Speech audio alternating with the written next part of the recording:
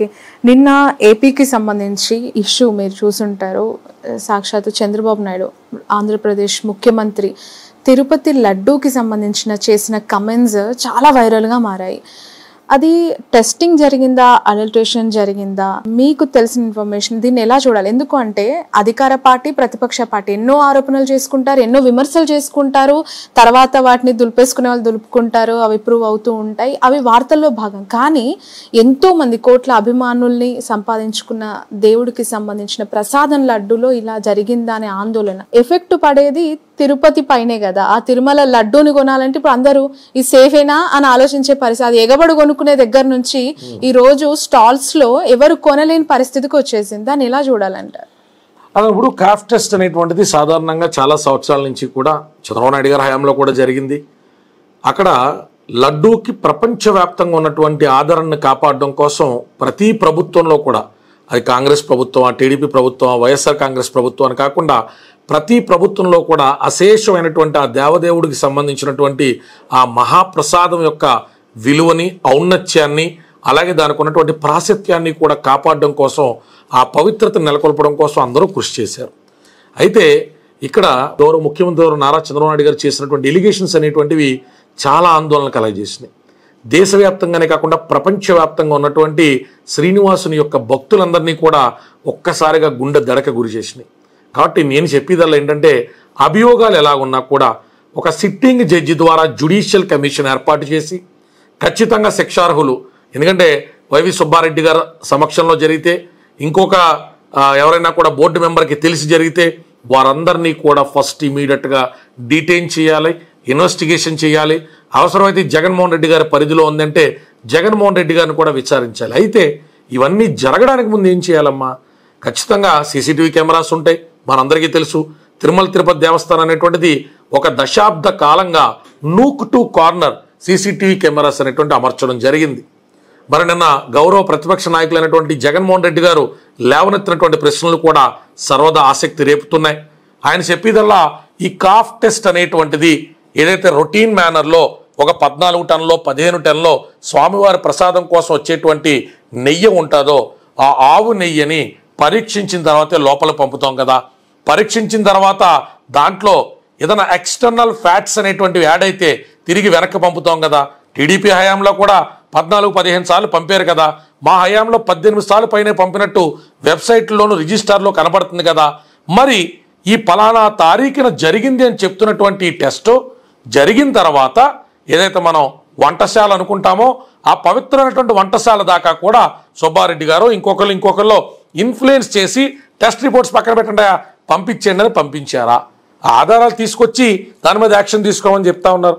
కాబట్టి ఖచ్చితంగా ఈరోజు 50 మంది భక్తులు మదిలో ఈరోజు నెలకొన్నటువంటి ఆందోళన ఏదైతే ఉందో దాన్ని నారా లోకేష్ గారు అలాగే చంద్రబాబు నాయుడు గారు కూడా బాధ్యతను స్వీకరించి, ఇది కేంద్ర ప్రభుత్వం ఇంకోళ్ళు ఇన్వాల్వ్ అయ్యేది కాదు.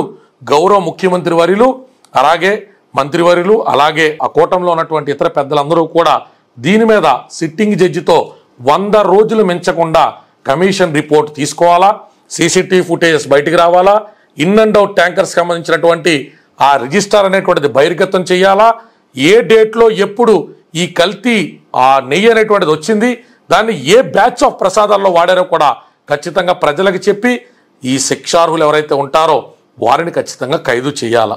ఎందుకంటే ఎవిడెన్స్ లేనటువంటి ఎలిగేషన్స్ వల్ల గౌరవనీయులైనటువంటి ముఖ్యమంత్రి వర్యులు ఆయన ప్రభుత్వానికి సంబంధించే అది బ్యాక్లాష్ అవుతుందని ఆయనకు కూడా తెలుసు కదా.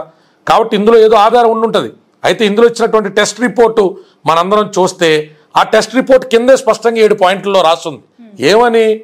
ఈ రకంగా పాజిటివ్ వచ్చినప్పటికీ ఆ ఎక్స్టర్నల్ యానిమల్ ఫ్యాట్ అనేటువంటిదే కాదు, ఆవు ఒకవేళ జ్వరంతో ఉన్నా, అది ఒట్టి ఆవు అయిపోయినా, దానిలో పాలు అనేటువంటివి తగ్గేటువంటి పరిస్థితుల్లో ఉన్నా, రకరకాల పారామీటర్స్ ద్వారా కూడా ఈ రకంగా external animal fat and adulteration జరిగింది అనేటువంటి రిపోర్ట్ వచ్చే అవకాశం ఉంది అని ఇదే కాఫ్ రిపోర్ట్లో కింద ఉన్నటువంటి 7 పాయింట్స్లో ఉంది.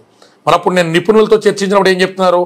స్పెసిఫిక్గా బీఫ్కి సంబంధించినటువంటి ఆ ఫ్యాట్ అనేటువంటిది కలిపారా, లేదా ఇంకేదైనా వెజిటేబుల్ ఎక్స్ట్రాక్ట్ నుంచి కలిపారా, ఇది నెయ్యగా మారడం కోసం కృత్రిమంగా దీని అడల్ట్రేషన్ కోసం ఏ విధమైన ఇంగ్రీడియంట్స్ కలిపారు, ఎలా మలినం చేశారు అనేటువంటి విషయాన్ని రాబట్టడానికి మోర్ స్పెసిఫిక్ టెస్ట్స్ అవసరం అని చెప్తున్నారు. సో మనకి నేషనల్ సైన్స్ ల్యాబొరేటరీస్ ఉన్నాయి, ఫోరెన్సిక్ ల్యాబొరేటరీస్ ఉన్నాయి. ఖచ్చితంగా ఆ ల్యాబొరేటరీ సహాయంతో అడ్వాన్స్డ్ టెస్ట్ ద్వారా ఈ శాంపుల్స్ కలెక్ట్ చేసినటువంటి ట్యాంకర్ ఇన్ఫర్మేషన్ కానించి ఆ శాంపుల్స్లో ఉన్నటువంటి స్పెసిఫిక్ అడల్ట్రేషన్ రీజన్ అయినటువంటి ఇంగ్రీడియంట్ని ఫైండ్ అవుట్ చేయాలా. ప్రజల మదిలో ఆ లడ్డూను చూసినప్పుడు కలిగేటువంటి ఆ మహోన్నతమైన పవిత్రతని తిరిగి నెలకొల్పడంలో ప్రస్తుత ప్రభుత్వం చిత్తశుద్ధిగా వ్యవహరించాలి. ఓకే, ఈ ఎస్పెషల్లీ గతంలో కూడా అనేక సార్లు అనుమానాలు వచ్చాయి. ఎవరు ఇంత పెద్ద స్టేట్మెంట్ అయితే ఇవ్వలేదు. ఎందుకు అని అంటే అది పవిత్రత ప్లస్ సెంటిమెంట్, ఎమోషనల్ బాండింగ్ అది శ్రీనివాసుడితో మీరు అన్నట్లుగా కూడా. బట్ ఇప్పుడు ప్రతిపక్ష నాయకుల వల్లనే, వాళ్ళు పట్టించుకోకపోవటం వల్లనే ఇలా జరిగింది అనేది మరీ చంద్రబాబు గారు చెప్తూ ఉన్నమాట. సార్, ఇప్పుడు టెస్టింగ్ జరుగుతుంది, బట్ జరిగిన తర్వాత ఎవరైనా వ్యక్తుల వల్ల ఇదేమైనా జరిగి ఉంటుందనే అనుమానాలు కూడా చాలా మందికి కలుగుతూ ఉన్నాయి. అలా బయట తీయాల్సిన బాధ్యత ఎవరిదమ్మా? ప్రభుత్వానిదే కదా. ఎవరు ఇన్వెస్టిగేషన్ ఏజెన్సీస్ అన్ని వాళ్ళ చేతిలో ఉన్నాయి కదా.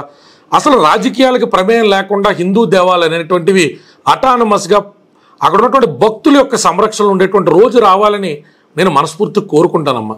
ఈ రకమైన రాజకీయ రంగులు అనేటువంటివి, భక్తి అనేటువంటిది ఒక మనిషికి సంబంధించినటువంటి బలహీనతే కాదు, ఒక మనిషికి సంబంధించిన బలం కూడా. ఆ పారవస్యంలో మనిషి తనకు ఉన్నటువంటి కష్టాలు మర్చిపోతాడు, కర్మ సిద్ధాంతాన్ని నమ్ముతాడు, దేవుడే కాపాడుతాడు అనుకుంటాడు, దైవ ప్రసాదాన్ని పునర్జన్మకి దారి తీసేటువంటి దానిగా, పాప ప్రక్షాళన చేసేటువంటి సాధనంగా భావిస్తాడు.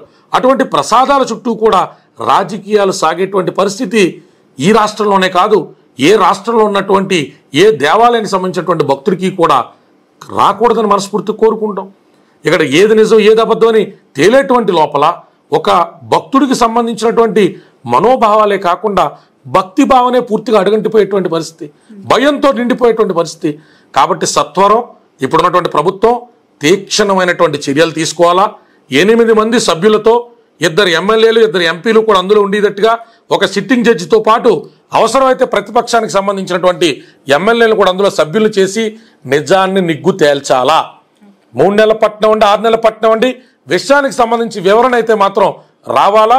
తప్పు చేసినటువంటి వ్యక్తులు దొరికితే మాత్రం కఠినాతి కఠినమైన శిక్షలు మరొకసారి ఏడుకొండల వెంకటేశ్వర స్వామి వైపు చూడకూడనటువంటి పరిస్థితుల్లో శిక్షించబడాలి. ఇప్పుడు ఆపరేషన్ లేకుండానే మోకాళ్లకు ప్లాస్మా ట్రీట్మెంట్. మీ ఆర్థోపెడిక్ సమస్యలన్నిటికీ రోబోటిక్ టెక్నాలజీ ద్వారా తక్కువ ఖర్చుతో శాశ్వత పరిష్కారం. ఫ్రీ కన్సల్టేషన్, ప్రతి ట్రీట్మెంట్ పై 20% డిస్కౌంట్. ఈ ఆఫర్ కొద్ది రోజులు మాత్రమే. త్వరపడండి. V9 hospitals 9281465842.